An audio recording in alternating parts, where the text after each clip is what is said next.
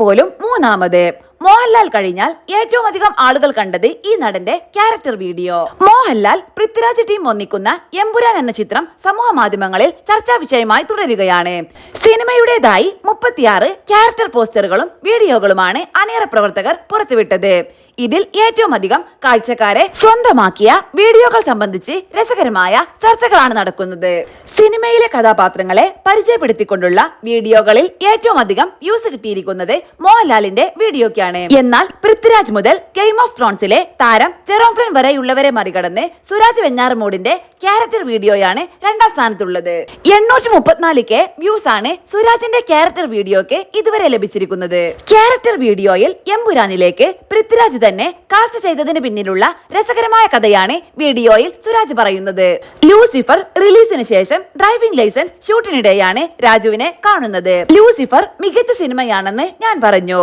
Lucifer എന്ന സിനിമയിൽ ആരും കണ്ടുപിടിക്കാത്ത ഒരു മിസ്റ്റേക്ക് ഉണ്ടെന്നും അത് ഞാൻ കണ്ടുപിടിച്ചെന്നും രാജുവിനോട് പറഞ്ഞു. അത് കേട്ടപ്പോൾ രാജുവിന് ആകാംക്ഷയായി. ആ സിനിമയിൽ ഞാൻ ഇല്ല എന്നതാണ് ആ കുറവ് എന്ന് പറഞ്ഞു. അത് കേട്ട് രാജു പൊട്ടിച്ചിരിച്ചു. ലൂസിഫറിന്റെ രണ്ടാം ഭാഗമായ എമ്പുരാനിൽ എന്നെ അഭിനയിപ്പിച്ച് ആ കുറവ് പരിഹരിക്കാനും പറഞ്ഞു. പിന്നീട് നാളുകൾക്ക് ശേഷം അണ്ണ അന്ന് പറഞ്ഞ കുറവ് പരിഹരിച്ചിട്ടുണ്ട് എന്ന് പറഞ്ഞ് എനിക്ക് രാജുവിന്റെ കോൾ വന്നു എന്നും സുരാജ് വീഡിയോയിൽ പറയുന്നുണ്ട്. സുരാജിന്റെ വീഡിയോക്ക് ശേഷം ഏറ്റവും അധികം വ്യൂ പൃഥ്വിരാജിന്റെ ക്യാരക്ടർ വീഡിയോക്കാണ് ലഭിച്ചിരിക്കുന്നത്. 813K ആണ് പൃഥ്വിയുടെ ക്യാരക്ടർ വീഡിയോക്ക് ലഭിച്ച വ്യൂസ്. ഇതിനുശേഷം ഏറ്റവും അധികം വ്യൂ ലഭിച്ചിരിക്കുന്നത് ജെയിംസ് ജോസ് അവതരിപ്പിക്കുന്ന സേവ്യർ എന്ന കഥാപാത്രത്തിന്റെ ക്യാരക്ടർ വീഡിയോക്കാണ്. 531K ആണ് വീഡിയോക്ക് ഇതുവരെ ലഭിച്ച വ്യൂസ്. സിനിമയുടെ ആദ്യ ക്യാരക്ടർ വീഡിയോയായിരുന്നു ഇത്. 2025 മാർച്ച് 27 ലോകമെമ്പാടുമുള്ള തിയേറ്ററുകളിൽ എമ്പുരാൻ എത്തും.